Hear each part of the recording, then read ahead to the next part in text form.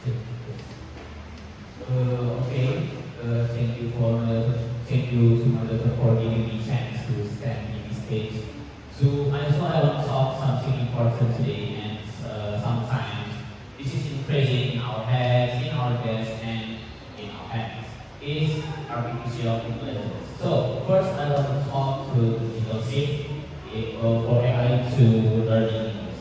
So one point is the new reality that traditional language problems will be replaced by instant digital responses.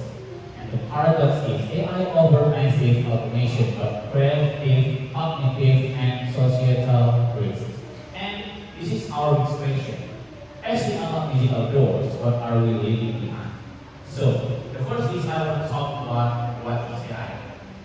So, have you heard about AI can save world today? So, for example, AI can help humans to make an email, prep essays, and helping a doctor to find some disease while taking care of the patient. But I want to talk something important now. What's the role of AI in English language learning? For example, I use AI for writing essays, or taking learning. And then next, I will talk something important about unlocking innovative connections in English language education, balancing technological efficiency with human autonomy. Okay, next. Okay, we move to the first slide, is the right side of using AI. As we know, AI is here to make repetitive and complex tasks easier. In English language learning, we also know about how AI is help us in English in learning, such as writing essays or crazy ideas to write something that's very important to learning, or taking grammar, or texting to chatbots, or speaking practical. And I want to explain my point is the first is informative bridge.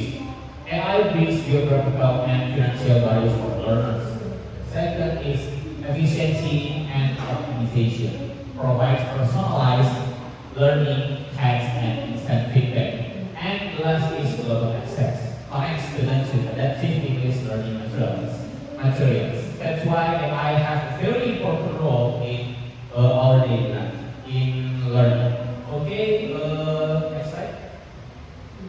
So, anything who has a bright side is always have a shadow side. So, how dangerous AI can be if its use is not regulated? So, this is the important point why we have to know how to use AI regulated in language learning. So, the first is intellectual capacity. Automated answers threaten critical thinking growth. So, many students today that with just some simple prompt, and then the answer appears in seconds. That's dangerous of using AI. And the students also use the answer from AI without double checking about the validity of the answer, right? So, it is why some students becoming intellectually lazy because they are very often to use AI without double checking.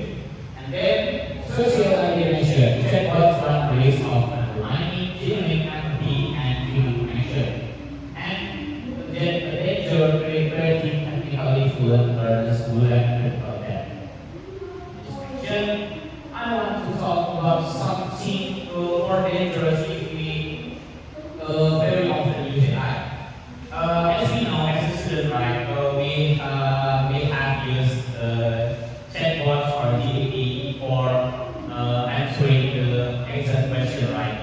That's the high risk in our daily life in college if we don't know how to use AI. Imagine AI is like a car. If you don't know how to drive a car,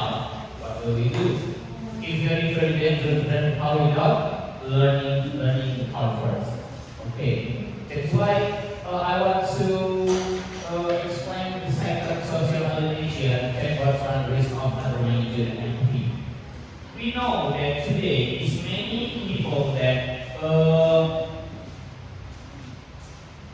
many students that prefer chatting with chatbots instead of human, right? Because it's very simple. It can use anywhere, anytime. But it's very good to encourage more confidence for the first time for speaking, right? But the chatbots here don't have empathy, don't have a heart to feel what the speakers feel while speaking. That's why I want to, guys, about how they use AI if you don't know how to use it. So today, I want to call action to you guys from now. Stop using AI for all our tasks. Just use AI for a tool, not a replacement. Okay, maybe that's all for me, and thank you. If you have any question, please ask. Okay, Azila?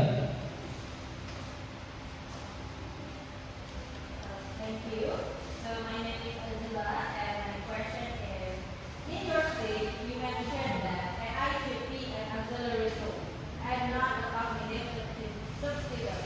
Can you give a practical example of how a student can use AI correctly in learning English without losing their critical thinking? Thank you. Okay, thank you, Azila. That's a very good question because that's why our case in our daily life now. So, my point is, I think it's just use AI for like, don't make a task from zero to use GPT.